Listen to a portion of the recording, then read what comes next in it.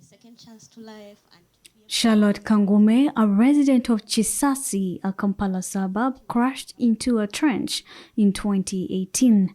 Kangume recalls how after a binge drink-up with colleagues in Chiwatule, their heavily consumed bodies could not maneuver. It's the reason I'm like this. When our car got stuck in a trench, the person who was helping us get it out over-accelerated and crashed me to a fence. But if this trench was covered, you can use like the buzz, I think, because it doesn't have to really be covered till. The damage led to amputation.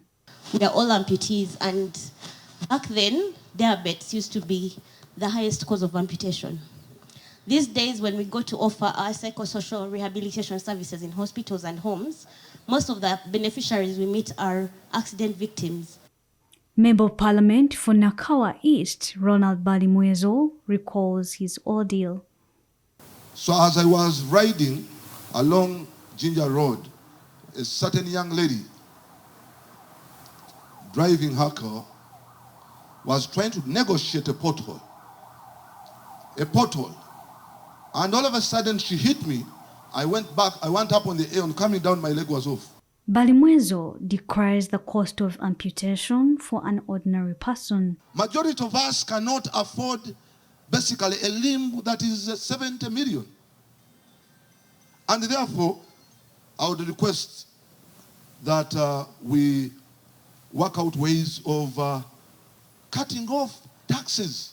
Balimwezo and other victims of road accidents have joined other institutions like Kampala Capital City Authority, Uganda National Roads Authority to uphold professional standards and remember victims and survivors. Officiating the function, Minister of Transport General Katumba Wamala condemned incident behavior of purported rescuers.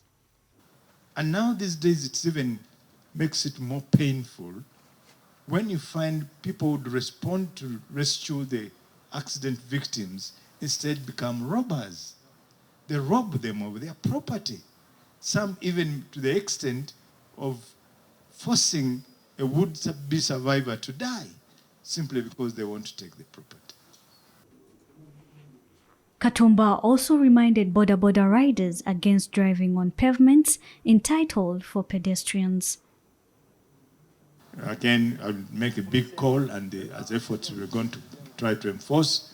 When you provide for non-motorized transport, like in some of the roads which we have done in Kampala, you find then the bodas are riding on the pavement. And you have provided for the pedestrian, but then the boda is now the one who's riding on the pedestrian walkway. So these are acts of indiscipline. Police report of 2020 indicates 3,663 persons killed from road accidents, 8,370 persons were seriously injured, while 979 sustained minor injuries. Persons in transport business had their view. Our country continues to lose over 3,500 people every year to road accidents. Kampala Capital City Authority says funding issues have delayed construction and maintenance. The circumstances surrounding fatalities and injuries from road accidents are always very difficult to control. Every day we get on the road. Story by Chris Semalimu Semakula, CTV, PM Edition.